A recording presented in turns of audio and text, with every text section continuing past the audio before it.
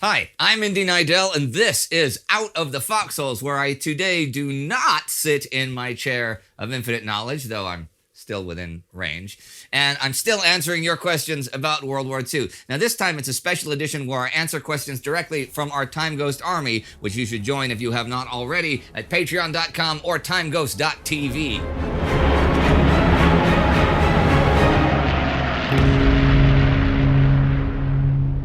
Benjamin Smith writes, I saw on one of the earlier weekly episode issues with casualties, supplies, and equipment of the various minor Axis powers on the Eastern Front.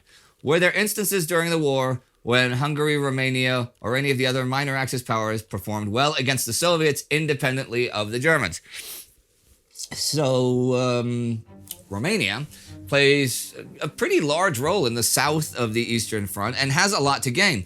After the Molotov-Ribbentrop Pact in August 1939, the Soviet Union annexed the Romanian territories of Bessarabia and northern Bukovina in the summer of 1940.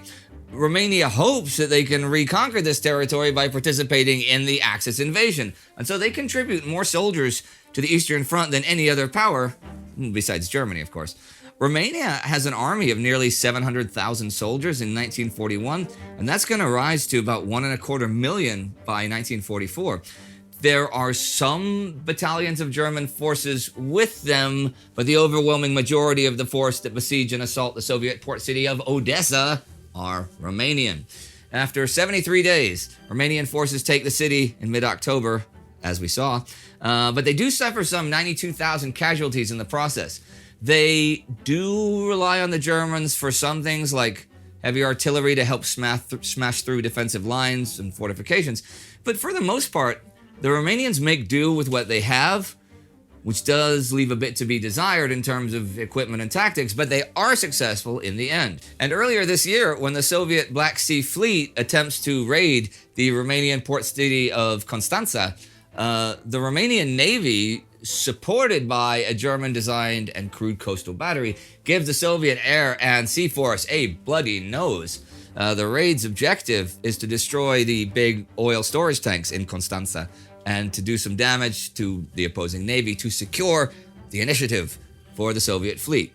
That attacking surface fleet is also supported by aircraft from the Soviet naval aviation units. There's a lack of coordination between the ships and aircraft, though, which leads to both being dealt with piecemeal. Romanian destroyers, aircraft, and naval mines end up causing considerable losses to the Soviet force.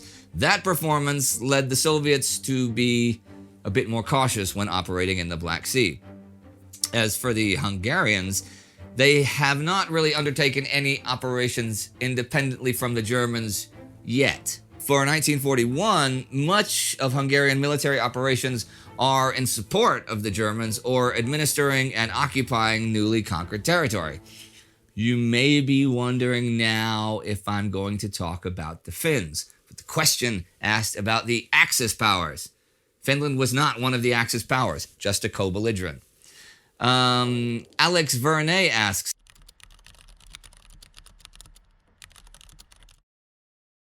Hi, Time Ghost team. What were the actions of the intelligence agency of the Free French Forces? Was there exchanges of information with other agencies among the Allies, and was this important? The intelligence agency of the Free French is the Bureau Central des Renseignements et d'Action, the Central Bureau of Intelligence and Operations. It's created July 1st, 1940 under André de Vavron, known to many as Colonel Passy, to handle the large-scale intelligence operations required of Free France during the war. It is originally called Service des Renseignements, SR, but will switch to BCRA in 1942, and that is the name that will stick. Anyhow, from the beginning, the agency is designed by Charles de Gaulle for a dual military and political purpose. Aside from the immediate goal of military victory and the liberation of French territory, de Gaulle wants to assert his sovereignty over the French state he hopes will be born in the near future. So the BCRA needs to make itself indispensable to the Allied war effort, winning Free French international recognition and a seat at the victor's table, right? In 1940, the BCRA sends about 2,000 clandestine agents into France via parachute. Their objectives: obtain information about a possible German seaborne invasion of Britain, and unite the fragmented internal resistance to establish a chain of command with Free France. At first, they achieve, well, at least moderate success, bringing back German maps and conducting infrastructure sabotage in Brittany and Aquitaine. But by the end of 1941, the London base is only in contact with about 12 of the radio operators they've sent, and 72% of them have been arrested. So by the time 1942 rolls around, this operation is pretty ineffective. To be fair, the BCRA will have far more success with transmitting their messages via the mail, setting up clandestine networks through multiple agents and neutral countries. Only about 700 such messages, are sent in 1941, but this will explode to over 8,000 in 1944 and play a huge role in Allied strategic plans in Europe. So yes, their work is important, and as the war progresses, we'll certainly start to see the fruits of this. There's a lot of political problems that will crop up later in the war, though, that are to do with rivalries within the Free French forces and which faction the Allies favor more.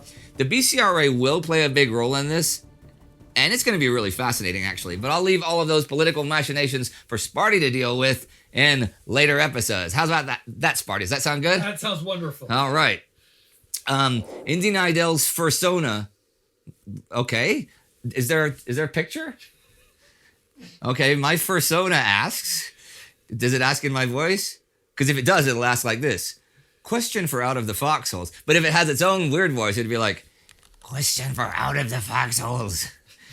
Greeting from Las Vegas, Indiana team. Could you talk a bit about the Louisiana maneuvers? What lessons did the U.S. take from them? God, that's enough. That hurts my throat. I love this show, especially Sparty's War Against Humanity series. Why isn't this Sparty's fursona then? Why is it my fursona? Hang on, I'm going to have a glass of water, then I'm going to answer you. Thank you. Okay, well, anyhow. I love you. From Sparty's fursona and to Sparty's and my fursona. The Louisiana maneuvers is a name given to some American Army exercises that take place in 1941.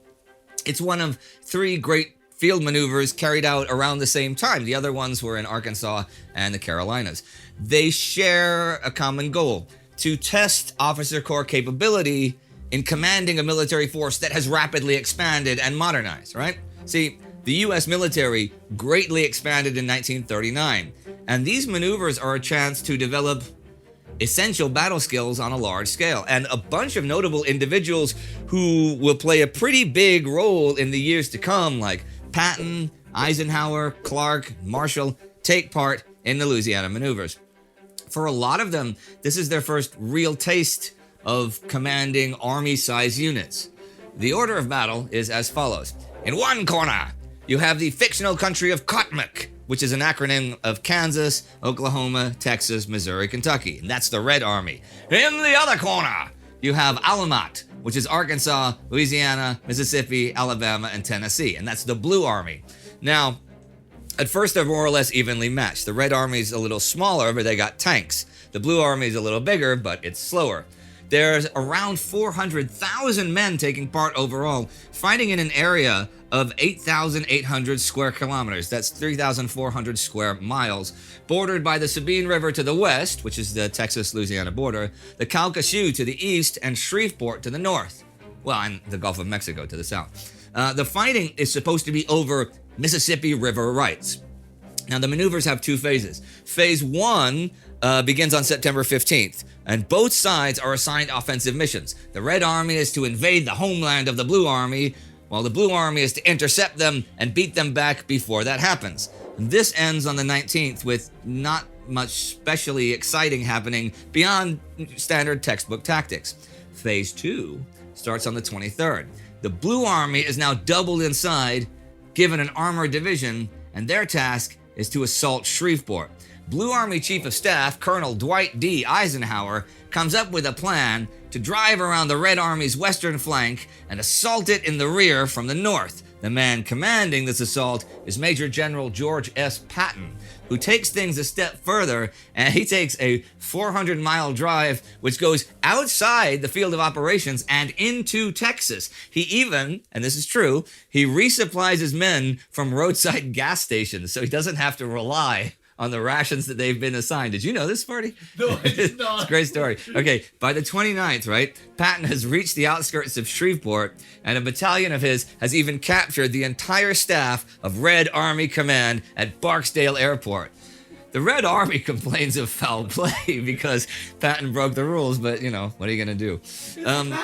Yeah, I know, it's Patton. The U.S. Army does actually learn a lot in general from the maneuvers, but most importantly, both soldiers and commanders experience some of what it takes out to carry out modern tactics of combined warfare and what it is like to face the modern tactics of combined warfare. I have a bit of a different ending today. Many of you may remember from when I did the Great War that we did a bunch of filming and specials at Verdun and around the Roman and Montfaucon region in northeastern France. When we were there, we used as a base camp the Roman 1418 Museum. It's a private World War I museum put together and run by Jean-Paul de Vries. It's an amazing place with literally hundreds of thousands of World War I artifacts of all kinds, I mean crazy stuff included, that Jean-Paul has personally found in the area over the past 40 years. He also gives private tours of World War I battlegrounds, bunkers, sites in the region, which he did with us, taking us to places we'd never have found ourselves. And he is a fountain of knowledge. When we were in Verdun with the Sabaton History Channel last year, we went to Roman again to visit Jean-Paul in the museum and had a World War II channel fan meeting there. Well, I'm telling you all this because the corona pandemic has affected a lot of things in a lot of ways. And one way in which it has affected private museums is that they are forced to close because they have no visitors and revenue. And this is in danger of happening to the Roman 1418 Museum. And that would be a great shame should it happen, because Jean-Paul does a brilliant job of keeping the memories and lessons of the First World War alive. So today, I'm asking you to please donate whatever you can to the Roman 1418 Museum to keep them going through these troubled times. $1, $5, $10, anything. It adds up. And when this is over, you should then go there and meet Jean-Paul in person and see the absolutely unique place he has built, and you will not regret it. So go to the museum website, www.roman1418.com, to help out. Links should pop up right here any second now. Their PayPal is info@roman1418.com. I thank you. Sparty and Astrid, thank you. And Jean-Paul and the museum, thank you for any help you are in a position to give. As for Out of the Foxholes, if you have a question you'd like answered, you can ask it at community.timeghost.tv. If you'd like your question to be prioritized like these ones were, then join the Time Ghost Army at patreon.com or timeghost.tv and ask there. As long as it's not too ridiculous. Well, okay, if it's too ridiculous, we're totally going to answer it. And as long as it's not ridiculous or too ridiculous, we'll answer it, but maybe not in between. All right? See you next time.